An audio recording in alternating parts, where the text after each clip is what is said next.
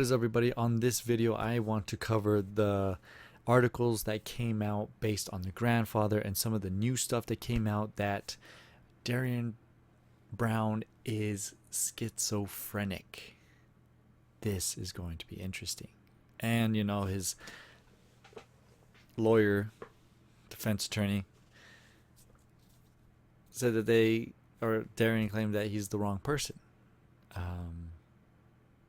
We clearly know he's the one that snatched Cash Gernon from his crib. So let's go into these articles and let me talk about them. So this article came out May 27th. This is where he's like, sorry for taking your grandchild. Now let's go a little bit in depth on this article specifically, because I'm sure a lot of us had a lot of questions about this. So in the affidavit, it says that Brown entered a man's home, who is the grandfather, and started going through all the rooms and closets. Grandfather picking up a kitchen knife. The man demanded that he leaves. Okay. So the homeowner managed to get Brown out of the house. Okay. But then Brown comes back, kicking and damaging an interior door between the garage and home. The homeowner opened the door and Brown re-entered, punching the man in the forehead, according to the affidavit. Why would you open the door when you just picked up a kitchen knife and threatened the guy who was inside your home, and you managed to get him out, but then reopen the door for him to get back in? Come on, red flags, folks, red flags. Good on the grandfather for at least getting him out, but at the same time, like, common knowledge, man, you don't let the person who just entered your home without you knowing. Why would you put yourself in danger? And knowing that there's a 2-year-old in the home, to reopen that door, like, I'm assuming he probably reopened to be like, what the hell are you doing, or something of that sort. That's the only thing I can think of why you would open the door, is to probably scream at the person to stop creating property damage, right? It then continues to say that it was then that Brown allegedly walked into the living room where the man's 2-year-old granddaughter was sleeping. He grabbed her and started carrying her towards the laundry room at the back of the house near the garage door. He grabbed her and started carrying her towards the laundry room at the back of the house near the garage door. So then the grandfather demands that Brown let her go, but it looks like he continued to walk towards the door. But I'm assuming the garage door. Fearing Brown would take the child from his home, the man physically removed her from his grasp. According to the affidavit, the grandfather put the girl back on the couch, then confronted Brown in the kitchen. Brown allegedly punched the man in the face and fled out the back door. The child's grandfather later told police that she was startled and began crying when she awoke to Brown holding her. At the time of the incident, the homeowner decided not to press charges. Now, this is where we're all like, why? Why wouldn't you press charges? That could have been the Cash Gernon of February, because it states here that 2 weeks after the incident, the man ran into Brown at a Walmart. He told police that Brown approached him and apologized, saying he was sorry for breaking into his house and trying to take his grandchild. Now, I know a lot of you guys have already read this story, probably have heard of it. I'm only putting my 2 cents in here because also, the child abuse detectives met with the man on May 18th. So this is 3 days after Cash Gernon's death, and interview him about the incident that happened on February 8th. He told them now he wants to press charges. Okay, great. It still doesn't bring Cash back. Yeah, it might give more, obviously more charges onto Gernon Brown. But the fact that this right here could have prevented a child's death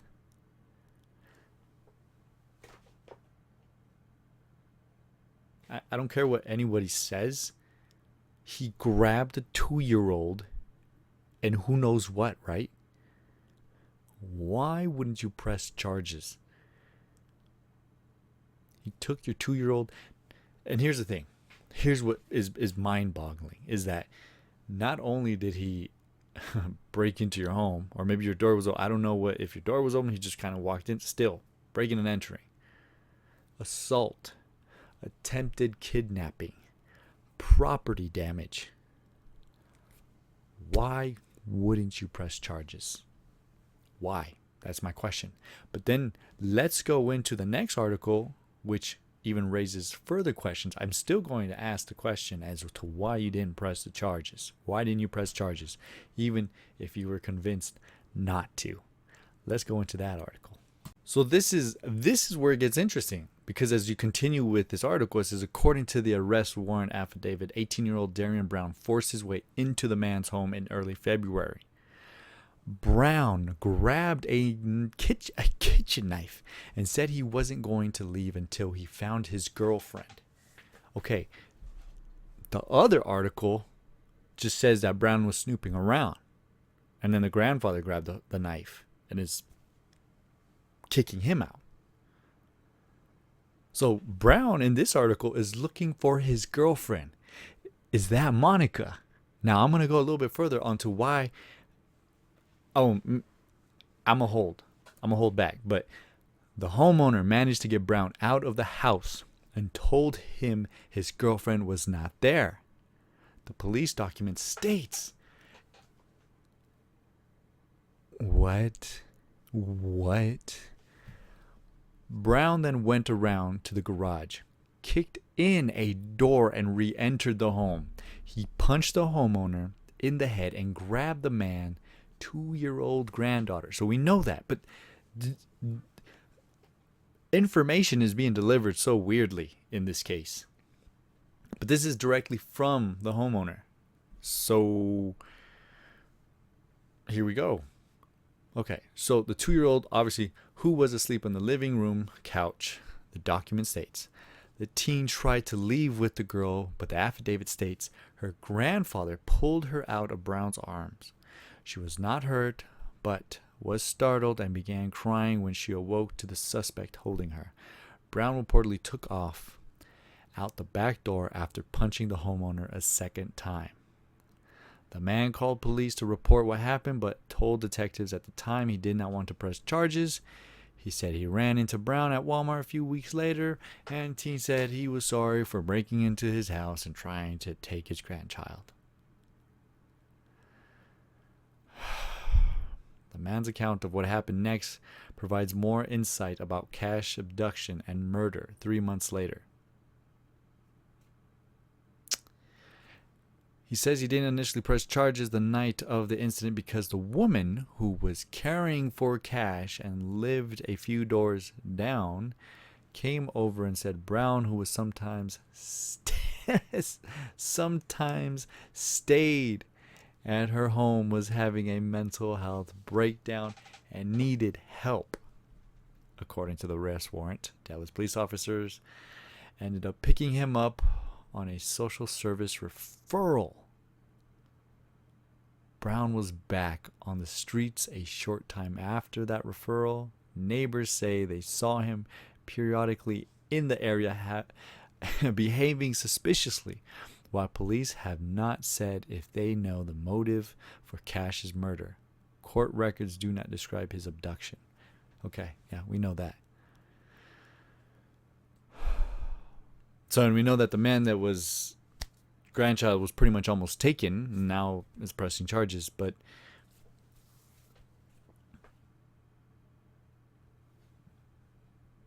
it makes me really think that Monica and Brown maybe had a thing. I don't know. It's my assumption. Don't take it 100%. But she's really advocating for Brown. So obviously, Brown is very well known with Monica and her kids. He's really well known in that family. He stayed there. I mean, that's what It says in this article. Weird stuff. Weird stuff all around, I'm telling you. So he was an acquaintance. Now he's staying at Monica's home. Now, it's a little worrisome because before Monica's Facebook post came down, like I said, you don't know. There can be misinformation out there, and there is. We don't really know. We can only go off of what we know. So this is something new, and the whole dog thing is still tripping me out. And people saying that she has more than one dog, so that's tripping me out. But it's in this article, it's that he's looking for his girlfriend. And given this man lives a couple doors down, so did he mistake the home? I don't know. This is bizarre. This is so bizarre. But it's the fact that he was back on the street. But then again, the man didn't press charges when he could have pressed charges, because guess what? Like I said, breaking and entering, assault, attempted kidnapping, property damage. Why wouldn't you press charges? I'm curious about the 2-year-old. Was that 2-year-old left with the grandfather to be taken care of because the parents went out on a date, or the parents just needed some help? Parents needed a day off. Granddad was like, "Yeah, I'll watch the 2-year-old." I'm curious if the parents were notified of that incident, and did they want to press charges because it was their child that was put in danger. I don't know. Questions I have. It's this statement from Cameron Morey, that from what the reporter said, it sounds like he told the reporter that he recognizes Brown. Listen. Morey says he recognizes Brown from school, but has no idea why this would happen. It's a 4-year-old kid, bro. Like, for what? It was the sweetest boy ever. He loved, y'all right here. He'd be so happy to run out here. Like, what's up, y'all? At the house where Dallas police say 4-year-old Cash Gernon from school, but has no idea why this would happen. So we've read the articles. I've read you the articles. Darian has been in that home. He's stayed at that home.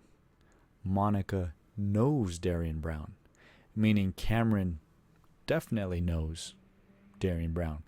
Now, am I saying that Cameron is the second person, that the speculation that is out there? I don't know. Like I said, everyone involved in this is a suspect. But remember, when this came out, he just knew him from school. And then this other statement too, he randomly did it. Random, yes, random out of nowhere, for no reason. There's no reason for none of this. There's no it's not from revenge, not from hate, not from none of that. Not to get back at us, nothing. He loved. Not revenge, not to get back at them, not from hate. But I want to go back to that article where the Fox 4, where he's in the grandfather's home and he's saying, "Where's my girlfriend? Where's my girlfriend?" Is Monica the girlfriend? And here's a speculation. Here's something that just kind of popped in my head. Was Darian Brown jealous that these two boys were from another man? I mean, that's even another crazy part, is that Trevor's statement, right? He doesn't say that he's dating Monica. He just said that she offered her home. But we've read all the articles. She's the girlfriend. She's the ex-girlfriend. In Trevor's statement, she's someone he talked to because they were both single parents. I mean, that's a clear indicator that they were definitely dating. Maybe. who knows? I mean, he didn't really admit to it, but I'm wondering if Darian was jealous. And maybe he didn't want to have those kids. Maybe that's why he knew him and wanted to just finish him off. Maybe that was his way. I don't know. This is just like my mind going off into the, holy crap, there's so many red flags in this case. And it's that article where Darian is saying he's looking for his girlfriend. So I'm assuming that the house that he broke into is the same layout as Monica's home. But the only thing is, if you guys saw my other video of me on Google Maps, the two other homes next to Monica are the same layout. They just don't have that addition. So, given that was in 2019, maybe they do now. Who knows? But I'm really curious. And it's Cameron's statement, right? He obviously knew Darian. Darian's been in their home with the articles out here. So this case is this case is so bizarre. It's so strange, and I guarantee we might see more than one person being charged. Just my take on that. So I have another. So this is an article that came out about an hour ago. But in this video, it's going to talk about how the Darian Brown broke into the grandfather's home and tried to take the grandchild. Now, I have questions there too, because it says in the article that he called police, but he decided not to press charges. Pay attention to this. Pay attention to this video. The grandfather only pressed charges in February. Brown broke into a home a few doors down from where the 4-year-old lived, assaulted a homeowner, and tried to take his 2-year-old granddaughter. The grandfather only pressed charges 3 days after Cash was found dead. And according to court documents, he did not press charges right away because Monica Sherrod claimed Brown was going through a mental crisis and would sometimes stay at her house. Harris confirms Brown had been to a mental health facility, but was later released. Based on what I believe is I'm going to be able to support that this kid is schizophrenic. We want to see if this is a situation where we have a whodunit, or if it's just a simple question of why. Why, and could it have been prevented? Okay, so I want to go into him not pressing charges and how the hell Monica was able to get to him. Like, was he contemplating pressing charges? Did they tell him, hey, do you want to press charges now? See, I'm curious. Those are the questions I have. Like, did Monica right away go to that house? Did Darian go to Monica and panic? Like, oh my God, I did this. Questions that I have. But now, the attorney wants to say he can win the case, or, he wants to battle it with that Darian is schizophrenic. Okay. This case is going to take so long because of the mental health issues that Darian has. Even though it sounds like he was discharged, but I am very curious what his true diagnosis is if he was discharged. See, and what I think is going to happen if it gets here, if the attorney can get this to happen, that he's schizophrenic, is that they will do the insanity defense. The insanity defense refers to a defense that a defendant can plead in a criminal trial. In insanity defense, the defendant admits the action but asserts a lack of culpability based on mental illness. So the insanity defense is classified as an excuse defense rather than a justification defense. So I do think this can happen if things aren't done right, and that's why you would need the police department, to get all that evidence, everything sealed tight. Whatever the FBI finds, whatever the Dallas Police Department finds, it has to be sealed tight so that this doesn't happen.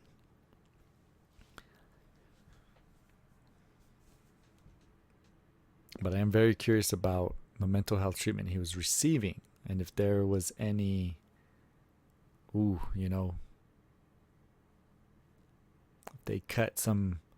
they did any shortcuts here on Darian, right?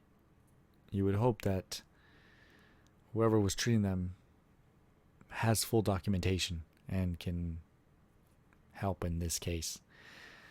Well, that does it for this video. If you made it this far, just know that I appreciate it.